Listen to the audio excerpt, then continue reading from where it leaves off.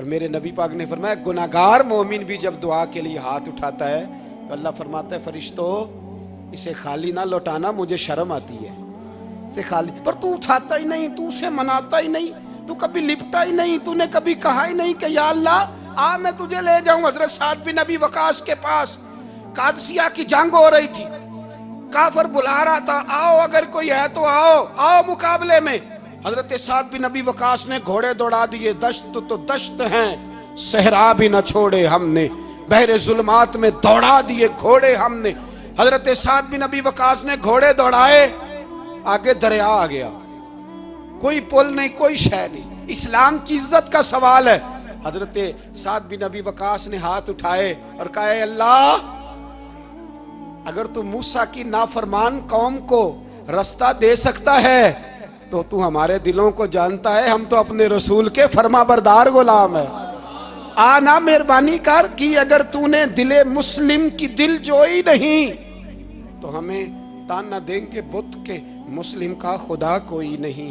کہا اے اللہ مہربانی فرما اگر تو حضرت وَإِذْ فَرَقْنَا بِكُمُ الْبَحْرَ فَأَنْجَيْنَاكُمْ وَأَغْرَقْنَا آلَ فِرْعَوْنَ، اگر تو حضرت موسیٰ کی قوم کے لیے دریا پھاڑ سکتا ہے تو ہم تو نبی پاک کے غلام ہیں۔ صحابہ کہتے ہیں جناب سعد نے دعا مانگی تو دریا نے رستہ عطا فرما دیا۔ یار تو دعا بھی نہیں مانگتا؟ حضور نے فرمایا دعا صلاح المومن، دعا مومن کا ہتھیار ہے، تو نے یہ بھی چھوڑ دیا ہے۔ اب تو باتیں کر کے تبصرے کر کے ٹی وی دیکھ کے اپنی رائے قائم کر کے کومنٹس کر کے سو جاتا ہے، یہ بھی سوتا خشک ہو گیا، تو دعا تک نہیں مانگتا۔ فرماتے ہیں دعا مانگی تو دریا نے رستہ دیا، اور جب اس کنارے نکلے تو حضرت سعد کہنے لگے کسی کی کوئی شے تو نہیں رہ گئی دریا میں، کوئی چیز تو نہیں رہ گئی۔ ایک صحابی کہنے لگے پیالہ رہ گیا ہے، تو حضرت سعد فرمانے لگے او دریا ہمارا پیالہ واپس نہیں کر دیتا؟ تو کہتے ہیں کہ لہر آئی تو پیالہ بھی باہر پھینک گئی۔ او بھائی ہم اسی رسول کا کلمہ پڑھتے ہیں جن کا حضرت سعد بن ابی وقاص نے کلمہ پڑھا تھا، اور کسی جگہ میرے نبی پاک نے نہیں فرمایا اللہ صحابی کی سنے گا بعد میں آنے والوں کی نہیں سنے گا، کسی جگہ نہیں کہا۔ پر تو کشکولے دعا بھی نہیں اٹھاتا، مصیبت میں بھی اب یاد خدا ہم کو نہیں آتی، دعا منہ سے نہ نکلی جیبوں سے عرضیاں نکلی، تو یہ کام بھی نہیں کرتا۔ میرا دل کرتا تھا چلو اور کچھ نہ ہو مسجدوں میں اجتماعی دعا ہی ہو جائے، پر اس طرف بھی توجہ نہیں، وہاں بھی کہتے ہیں مولوی صاحب جلدی کرو گھر جانا ہے، اتنی لمبی دعا، اور کومنٹس کر رہے ہیں لوگ کہتے ہیں آپ اپنے گھر کی سوچیں۔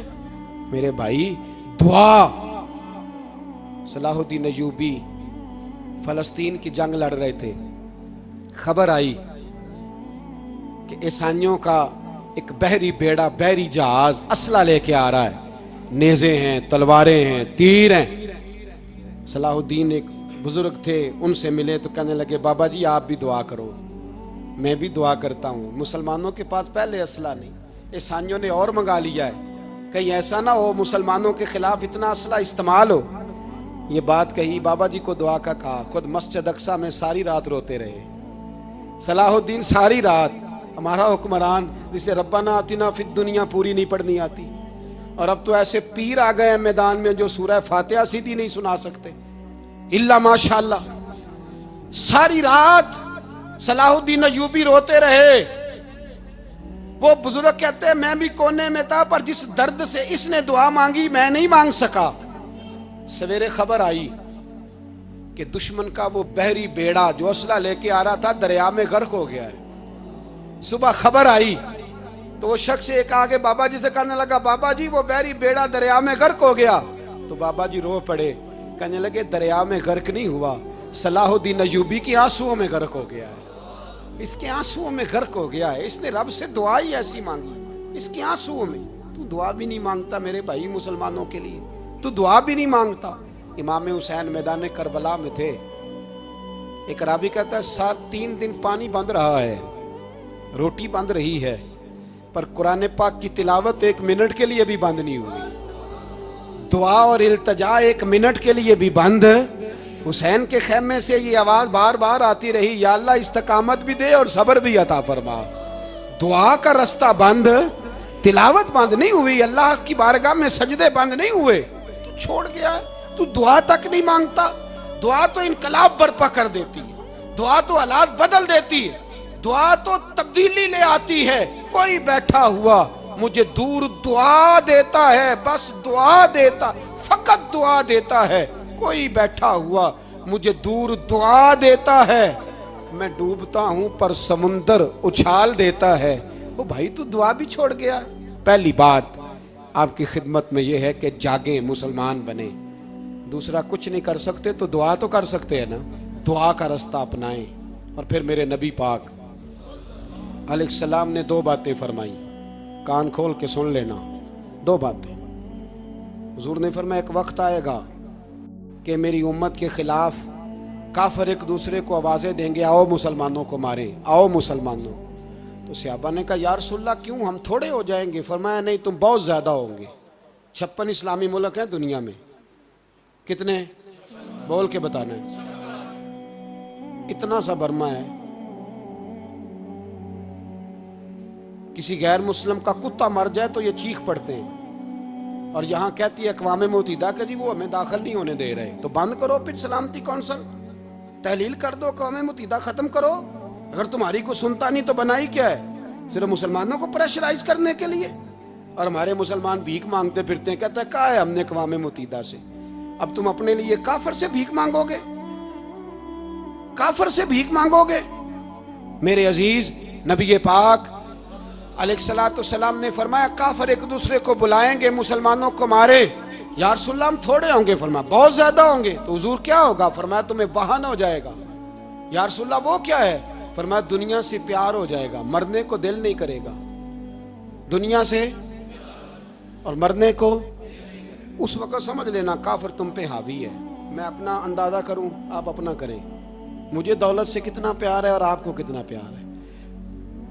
جھاگ کے سنیں یہ لفظ رسول پاک کے صلی اللہ علیہ. حضور نے فرمایا جب تجھے دنیا سے پیار ہو جائے, دولت سے پیار ہو جائے, اقتدار سے پیار ہو جائے, اور جب تجھے موت بری لگنے لگے, تیرا مرنے کو دل نہ کرے, پھر کافر تیرے اوپر چڑھ آئے گا. آج دولت ہی تو رہ گئی ہے, باقی بچا کیا ہے؟ میں اکثر کہتا ہوں شادیاں نہیں ہوتی, تجارتیں ہوتی ہیں. لڑکی والے کہتے ہیں کہ لڑکا زیور کتنا ڈالے گا, لڑکے والے کہتے ہیں لڑکی جہیز کتنا لائے گی. تجارت, ہر جگہ دولت, ہر جگہ پیسہ, ہر جگہ سرمایہ. جہاں جس معاشرے میں تلاوت بکے, نعت بکے, تقریر بکے, اس سے زیادہ اور تباہی کا معاملہ کیا ہوگا؟ میرے عزیز میرے رسول پاک علیہ السلام کے صحابہ کے قریب دنیا داری آ سکی نہیں آئی. حضرت ابو بکر صدیق نے پانی مانگا تو لوگوں نے دودھ دیا, فرمایا پیچھے کرو. ابو بکر نے نعمتیں چھوڑ دیے. اب ابو بکر وہ والا کام کرتا ہے جو رسول پاک نے کیا ہے. فرمایا نہ دودھ شاید پیش نہ کرو, جو مانگتا ہوں بس وہ دو. حضرت ابو بکر صدیق نے بڑے مالدار تھے. حضرت عمر فاروق رضی اللہ تعالیٰ عنہ کے پاس صحابہ کرام جمع ہو کے آئے. کون سا ایسا شخص ہے جس کی تنخواہ میں اضافہ ہو جائے؟ تو لوگ کہتے ہیں نہیں مجھے نہیں چاہیے. پر ہم نے وہ لوگ دیکھے ہیں. حاجی صادق صاحب کو مسجد والوں نے کہا 1000 روپیہ تنخواہ بڑھانی ہے, تو حاجی صاحب کہنے لگے میرا بڑا سونا گزارا ہوتا ہے, مینوں نہیں بڑے نے. حضرت سیدنا عمر فاروق رضی اللہ, تو صحابہ اکٹھے ہو کے گئے. کہنے لگے عمر حضور کے زمانے میں بظاہر غربت رہی, جناب صدیق اکبر کے زمانے میں غربت, اب تو بڑی ریل پیل ہے, بحرین سے لاکھوں کا مال آتا ہے, آپ کو بڑے بڑے سفیر ملنے آتے ہیں, پر آپ وہی پرانا کرتا اور وہی طامت جو کئی جگہ سے سی آپ نے کئی جگہ سے پھٹی. اور حضرت عمر ایک دن عید کی نماز پڑھانے گئے تھے تو ننگے پیر ہی چلے گئے.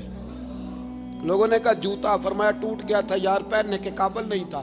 فرمایا ننگے پیر آ گئے اور لوگ کیا کہیں گے؟ فرمایا چھوڑو, عمر کے پاؤں ننگے ہیں لیکن عمر کے کردار میں تو کوئی شک نہیں نا, پیر ہی ننگے ہیں نا, کیا ہوا؟ چھوڑو اس بات کو.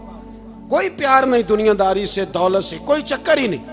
حضرت سیدنا عمر فاروق رضی اللہ تعالیٰ عنہ کو صحابہ نے اکٹھے ہو کے کہا, یہ ہے امت کے بیدار ہونے کے طریقے جو عرض کر رہا ہوں. کہا جناب آپ اب بڑا مال غنیمت ہے, اور جس طرح ہر صحابی کا حصہ ہے آپ کا بھی حصہ ہے, تو ایک نیا کرتا ہی ڈال لیں آپ خرید کے. اب جب مشورہ ہو گیا صحابہ میں, تو کہنے لگے عمر سے بات کون کرے گا؟ نیا کرتا پہننے کی عمر سے بات کس کو برا لگتا ہے جی؟ نیا کرتا کون بات کرے گا؟ حضرت سیدنا علی المرتضیٰ کا انتخاب ہوا. کہنے لگے مولا علی کی بڑی عزت کرتے ہیں، ان سے بڑا پیار کرتے ہیں، ان سے بات کرتے ہیں۔ تو حضرت علی کو بلایا گیا، عرض کی حضور مہربانی فرمائیں۔ حضرت عمر سے کہے نئے کرتے کے لیے، آپ فرمانے لگے عمر میری بڑی قدر کرتا ہے، بڑی بات سنتا ہے، پر یہ والا کام نہیں میں عمر سے کہہ سکتا، یہ کسی اور سے کہو۔ تو کہنے لگے آپ رہنمائی کر دیں، کس کو کہیں؟ تو جناب علی المرتضیٰ فرمانے لگے اگر حضرت عائشہ صدیقہ سے کہو گے تو عمر فوراً مان جائے گا، وہ مومنوں کی ماں ہیں۔ صحابہ حضرت عائشہ کے پاس، اماں جی عمر کو بلائیں، ان کو کہیں بڑے بڑے سفیر آئے ہوتے ہیں، وہی پرانے کپڑے پہن کے بیٹھ جاتے ہیں۔ اللہ اکبر۔ حضرت عائشہ نے پیغام بھیجا، فرمایا عمر کو بلاؤ۔ عمر فاروق دوڑے ہوئے آئے، پردے کے پیچھے حضرت عائشہ کے پاس گھٹنوں کے بل، اماں جی دیر تو نہیں کر آیا میں آنے میں؟ حکم ہو، حضور کے گھر سے پیغام آیا، بڑے بڑے سفیروں کو چھوڑ کے بھاگے۔ حضرت عائشہ صدیقہ کہنے لگی عمر دیکھو جائز پیسے ہوں تو اسلام اچھے لباس سے منع نہیں کرتا، اب بڑا بڑا مال آیا ہے، اب تیرا بھی حصہ ہے، تو صحابہ کرام کی خواہش ہے کہ نیا کرتا پہن لو، بڑے بڑے سفیر آتے ہیں، حرج بھی کوئی نہیں، جائز بھی ہے، کوئی منع نہیں۔ حضرت عمر نے گردن جھکا، جی اماں جی، جی اماں جی، جی اماں جی۔ حضرت عائشہ کہتی ہیں بات ختم ہوئی، عمر نے گردن اٹھائی تو عمر کی داڑھی آنسوؤں سے بھری ہوئی، کہتی ہے مجھے کہنے لگے اماں جی میں تو صرف مسجد میں دیکھا کرتا تھا، آپ تو مصطفیٰ کو دن رات دیکھتی تھیں، جس طرح کے کرتے آمنہ کے لال نے پہنے ہیں مجھے بھی پہنا دو، میں تیار ہوں، میں پہن لوں گا، میں تیار ہوں، پر جس طرح کے میرے نبی نے پہنے۔ حضرت عائشہ کہتی ہے میں پھوٹ کے روئی، میرا پلو آنسوؤں سے بھر گیا۔ فرماتی ہیں میں عمر کی بات سنتی گئی تو میرا پلو آنسوؤں سے، میں نے کہا عمر تو جا، تو ٹھیک ہے۔ فرماتی ہے عمر فاروق سلام کر کے اٹھے، امیر المومنین چلے گئے، اس کونے میں صحابہ چھپے ہوئے تھے، وہ آئے، کہا اماں جی کیا بات ہوئی؟ تو میں پھر رو پڑی، میں نے کہا کیا بتاؤں، تمہیں پرانے کرتے نظر آتے ہیں، اسے محمد عربی کے جلوے نظر آتے ہیں، اسے رسول اللہ کا رنگ نظر آتا ہے، اسے وہ غلامی نظر آتی ہے۔ عمر کو دنیا سے پیار، اور دنیا سے پیار نہیں تھا، دعا پتہ کیا تھی؟ یوں جھولی اٹھا کے اللہ مرزقنا شہادتن فی سبیلک وجعل موت فی بلد حبیبک، اللہ عمر کو بسترے والی موت نہ دینا، موت شہادت کی دینا، پر میں میدان میں جا کے نہیں مرنا چاہتا، مجھے رسول اللہ کے شہر میں موت چاہیے، باہر جا کے نہیں، یہی میدان لگے مدینے میں، یہی موت آئے، اسباب بنا، میں مدینہ بھی نہیں چھوڑنا چاہتا۔ او بھائی ان لوگوں کو نہیں پیار تھا، جناب صدیق اکبر کا وصال ہوا تو زہر کے اثر سے، وہ جو آپ کو زہر لگا تھا، بعض مفسرین نے لکھا ہے کبھی کبھی وہ جو سانپ نے ڈسا تھا تو کبھی کبھی اس کا اثر آتا تھا، بس اللہ نے شہادت دینی تھی کبھی کبھی، ورنہ تو بڑی شفائیں تھیں۔ حضرت عمر شہید، حضرت عثمان، جناب علی، امام حسن، امام حسین، علی اکبر، علی اصغر، حضرت عباس، حضرت سعد بن معاذ، حضرت امیر حمزہ، مصعب بن عمیر، میرے محبوب نے تو لسٹ بنائی شہیدوں کی، لسٹ بنائی شہیدوں کی، شہادت سے پیار کیا رسول اللہ صلی اللہ علیہ وسلم کے غلاموں نے، پیار کیا شہادت سے، اسی لیے تو کافر اٹھ نہیں سکا کہ شہادت سے حضرت سعد بن معاذ رضی اللہ تعالیٰ عنہ کو زخم لگ گیا، جنگ سے زندہ آ گئے لیکن زخم ہے، رو کے کہنے لگے محبوبہ سارے شہید ہو گئے میں ایسے ہی رہ گیا۔ حضور نے فرمایا نہیں، رب تجھے بھی شہادت کی موت ہی عطا فرمائے گا، اسی زخم میں پردہ ہو گیا۔ میرے بھائی حضرت عمر بن جموح رضی اللہ تعالیٰ عنہ 4 بیٹے لے کے احد کے میدان میں آئے، کہا محبوبہ میرے 4 ہی تھے، میں سارے لے آیا ہوں، سارے ہی قبول ہیں؟ میں ٹھیک ہے، پھر خود بھی زرہ پہن لی، ایک ٹانگ سے لنگڑے تھے، ٹانگ چھوٹی تھی، حضور نے فرمایا تو نے کیوں لباس پہن لیا ہے؟ کہا حضور میں نے بھی تو جہاد پہ جانا ہے نا۔ تو حضور نے فرمایا تیرے 4 بیٹے جو جا رہے ہیں، تو کہا یا رسول اللہ کیا لنگڑے جنت میں نہیں جا سکتے؟ حضور لنگڑے اللہ کو قبول نہیں، میں نہیں جا سکتا؟ تو میرے نبی پاک صلی اللہ علیہ وسلم نے فرمایا نہیں، جنت تو تیرا انتظار کر رہی ہے۔ کہا حضور پھر میں بھی جاؤں گا، بچے جائیں گے تو میں بھی جاؤں گا۔ ایک بی بی احد کے دن 3 سال کا بچہ لے کے گھر سے نکلی، بیویوں کو کہتی ہے میرا خامد بھی بدر میں شہید ہوا، بھائی بھی اور باپ بھی۔ آج حضور نے پھر بلایا ہے، دل کرتا تھا کوئی جوان بیٹا ہوتا تو میں پیش کرتی، پر اب میرے پاس یہ 3 سال کا ہی ہے۔ بچہ لیا مدینے میں مسجد نبوی میں، حضرت بلال سے کہنے لگی 2 منٹ حضور کا دیدار چاہیے۔ نبی پاک آئے، کیسے آئی ہو؟ کہنے لگی محبوبہ میں شہید کی بیٹی، شہید کی بہن، شہید کی بیوہ ہوں، میرے پاس اب جوان تو کوئی نہیں، یہ 3 سال کا ہی ہے۔ حضور نے مسکرا کے فرمایا یہ کرے گا کیا؟ کرے گا؟ کہنے لگی حضور سنا ہے اسلحہ تھوڑا ہے، ڈھال کی ضرورت ہے، لوہے کی ڈھال ہوتی تھی، جب تلوار آتی تھی تو آگے کی جاتی تھی۔ کہا محبوبہ میرا شہید کی اماں بننے کو بڑا دل کرتا ہے، یہ میرا 3 سال کا لے جاؤ، جب تیر آپ کی طرف آیا تو میرا بیٹا آگے کر دینا، یہ ڈھال کا کام تو دے گا نا۔ ہنستے ہوئے محبوب کی آنکھوں میں آنسو آئے، بچے کو پکڑ کے سینے سے لگایا، ماتھا چوما، فرمایا جا تیرے ساتھ وعدہ ہے قیامت کے دن تجھے شہید کی اماں کہہ کے ہی پکارا جائے گا، وعدہ ہے تیرے ساتھ تجھے شہید کی۔ میرے بھائی مرنے کو دل ہی نہیں مسلمان۔ میرے نبی پاک صلی اللہ علیہ وسلم نے فرمایا جس کے دل میں کبھی شہادت کی آرزو پیدا نہیں ہوئی، اس کے سینے میں دھڑکنے والا دل مومن کا ہے ہی نہیں، وہ تو منافق ہے۔ جو کبھی دین کے رستے میں شہید ہونے کو، میرے بھائیوں دین کو بڑی ضرورت ہے، بڑی ضرورت ہے، بڑی۔ اے خاصائے خاصان رسول وقت دعا ہے، امت پہ تیری آ کے عجب وقت پڑا ہے۔ وہ دین جو بڑی شان سے نکلا تھا وطن سے، پردیس میں وہ آج غریب الغربا ہے۔ فریاد ہے اے کشتی امت کے نگہباں، بیڑا یہ تباہی کے قریب آن لگا ہے۔ اور ایک شاعر قلم توڑ گیا، کہنے لگا تجھ سے فریاد ہے اے گنبد خضرا والے، تجھ سے فریاد ہے اے گنبد خضرا والے، کعبے والوں کو ستاتے ہیں کلیسا والے۔ تجھ سے فریاد ہے اے گنبد خضرا، اپنے اندر دین کا درد پیدا کرو، ذوق پیدا کرو، مسلمان بن کے جینا سیکھو۔ جب کوئی برادری پوچھے تو کہو میں محمدی ہوتا ہوں، میں مصطفی ہوتا ہوں، میں رسول اللہ کا غلام ہوتا ہوں، میں پہلے مسلمان ہوں باقی کچھ بعد میں ہوں۔ خدا را اپنے گھر میں پردہ کراؤ، خدا را رزق حلال کھاؤ، اگر پردے نہ ہوں رزق حلال نہ ہو تو جذبہ جہاد پیدا نہیں ہوتا۔ خدا را اپنے اندر انقلاب برپا کرو، دین کے لیے جینا سیکھو۔ دین بڑا تڑپتا ہے، دین بڑا روتا ہے۔ رسول اللہ آج تجارت کرنے والے ملتے ہیں، آج سیاست کرنے والے ملتے ہیں، دین والے نہیں ملتے، دین کے درد والے نہیں ملتے۔ اپیل ہے آپ سے، آج رات 2 نفل پڑھ کے اور کچھ نہ ہو سکے تو مسلمانوں کے لیے دعا ضرور کر دینا، ان کے لیے دعا ضرور کر دینا، اپنے آپ کو بیدار کرو، بیدار کرو۔ بھئی ہم تو آج تک اس لیے ڈر رہے ہیں کہ ہمارا چہرہ ہی نبی پاک جیسا نہیں بن سکا، تو داڑھی رکھنے میں بھی ہم ڈرتے ہیں، نمازی بننے، مسجد آباد کرنے میں، مسلمان کہلانے میں بھی تک خوف ہے۔ تو بتلاؤ نا اس سے آگے بات کب چلے گی؟ جہاد کی بات تو بڑی آگے جا کے ہے۔ بدل جاؤ، رسول اللہ کا غلام بن کے جینا سیکھو، نبی پاک صلی اللہ علیہ وسلم کی غلامی کا پٹا اپنے گلے میں ڈالو۔ یہی امام حسین کی سوچ ہے، یہی امام علی مقام کا پیغام ہے، اس کو کبھی فراموش نہ کرنا۔